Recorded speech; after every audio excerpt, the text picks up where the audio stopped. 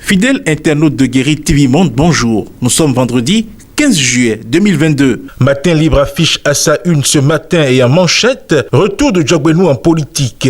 Pathétique. Le parti UP tétanisé. La photo du professeur Djogbenou et le logo de l'Union progressiste accompagnent ce titre. Depuis 48 heures au Bénin, c'est l'actualité de la démission du président de la Cour constitutionnelle, Joseph Djogbenou, qui focalise les attentions. Dans l'opinion publique nationale et internationale, les supputations vont bon train quant à l'allure que prendront les événements avec ce retour dans l'arène politique de l'ancien avocat personnel du chef de l'État, Patrice Talon. Si dans la foulée des citoyens politiques ou non acceptent opiner dans les médias sur le sujet, dans la famille politique d'accueil de l'universitaire, c'est le calme plat, silence radio.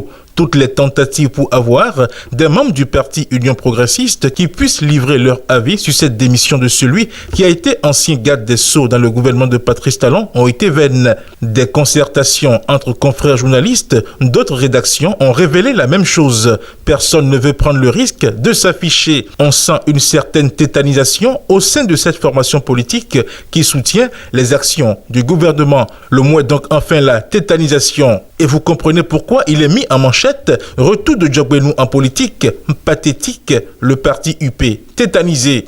Un autre sujet de l'actualité politique nationale abordé par le quotidien ce matin est libération des prisonniers politiques et des exilés. Yahi met la pression à Talon. La rédaction du journal développe ce titre en disant qu'après les événements malheureux de 2019, suite aux élections législatives contestées, l'ancien président Boni Yahi s'est engagé dans un processus de paix avec son successeur, Patrice Talon. La première rencontre entre les deux hommes d'État a eu lieu en septembre 2021. Même si on imaginait qu'à pareille occasion, les deux présidents ont dû faire des concessions de part et d'autre, c'est la première fois que Boni Yahi en parle publiquement. En effet, après la décision de radiation de sa plainte par la Cour de justice de la CEDEAO, Boni Yahi a posté sur sa page Facebook un message dans lequel il affirme avoir retiré sa plainte suite à sa rencontre avec le chef de l'État. Yahi avait porté plainte devant la Cour de justice de la CEDEAO contre l'État béninois pour avoir été bloqué pendant 52 jours à domicile sans aucune décision de la justice béninoise.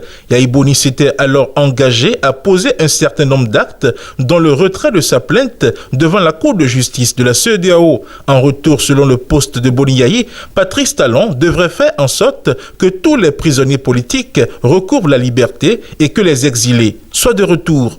L'agriculture intéresse également votre journal. Ce matin, la filière riz qui retient l'attention de la rédaction. Atelier de validation et d'adoption d'un nouveau modèle, Enabel accompagne la structuration des acteurs de la filière riz. Du 12 au 14 juillet 2022, s'est tenu à Dassazoumen l'atelier national de validation et d'adoption du nouveau modèle de structuration des acteurs de la filière riz et de définition de mécanismes de mise en marché du paddy. Organisé par l'IFRIS Bénin et accompagné par le partenaire Enabel, cette rencontre lancée ce mercredi 13 juillet 2022 a pour but d'assurer un large partage d'un nouveau modèle de structuration des acteurs de la filière riz, de procéder à sa validation et de profiter pour ébaucher un mécanisme de mise en marche du paddy.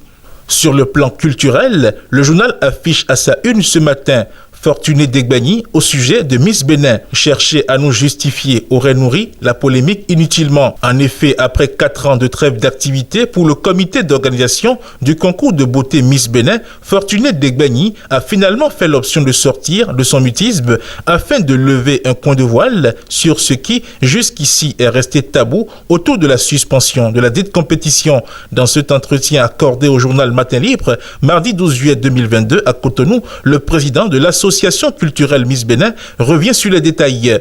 Au desk société, MTN est de nouveau à l'honneur. L'on peut donc lire ce matin lancement de Yellow Biz de MTN Business, une application pour assurer la visibilité des entreprises.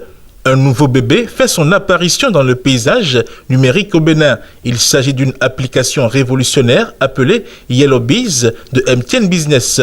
Le lancement de ce nouveau produit a été fait mercredi 13 juillet 2022 à la salle Madiba de l'hôtel Golden Tulip, le diplomate à Cotonou, devant les responsables d'entreprises à divers niveaux qui ont accueilli la nouvelle avec ferveur. Fidèles internautes de Guéri TV Monde et lecteurs de Matin Libre, le contenu de votre quotidien vous est ainsi livré. Et pour cette semaine, c'en est fini. À lundi donc.